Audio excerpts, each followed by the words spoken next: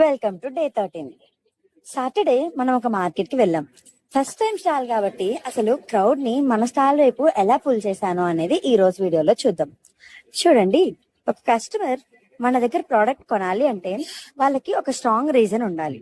అయితే కలెక్షన్ బాగుండాలి లేదా ప్రైసెస్ రీజనబుల్ గా ఉండాలి. బట్ అసలు మన క్వాలిటీ అండ్ అఫోర్డబిలిటీ వాళ్ళకి తెలియాలి అంటే ముందు వాళ్ళ మన స్టాల్ దగ్గరకు వచ్చి ఆగాలి కదా. అక్కడే మన punch and pop game entry ఇచ్చింది. ఆ సెటప్ చూసి చాలా మంది క్యూరియస్ గా వచ్చారు. అండ్ హానెస్ట్లీ మార్కెట్ అయ్యేలోపు ఆ పాప్స్ అన్ని అయిపోయాయి. ఫస్ట్ టైం అయిపోతే సెకండ్ టైం రీఫిల్ చేసాం, సెకండ్ టైం అయ్యాక థర్డ్ టైం కూడా రీఫిల్ చేసాం. I'm so glad it was a huge head. దీంతో పాటు నేను ప్రాఫిట్ కంటే లాంగ్ టర్మ్ రిలేషన్షిప్ కే ఎక్కువ వాల్యూ ఇస్తాను.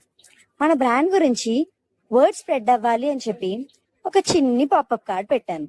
Shop for 100 and get 20 rupees worth key chain అనే ఒక చిన్న బోర్డు పెట్టాను. దీనివల్ల క్రౌడ్ చాలా ఎక్స్ప్లోర్ చేశారు అండ్ వాళ్ళకి ఇంకా ఏం కావాలి అనేది కూడా మేము నోట్ చేసుకున్నాం. అందుకే అంటారు కదా, నమ్మకం లేని చోట బంధం నిలవదు అని. అసలు మనం ఫస్ట్ ఆ నమ్మకాన్ని బిల్డ్ చేసుకోవడమే మన ఎయిమ్.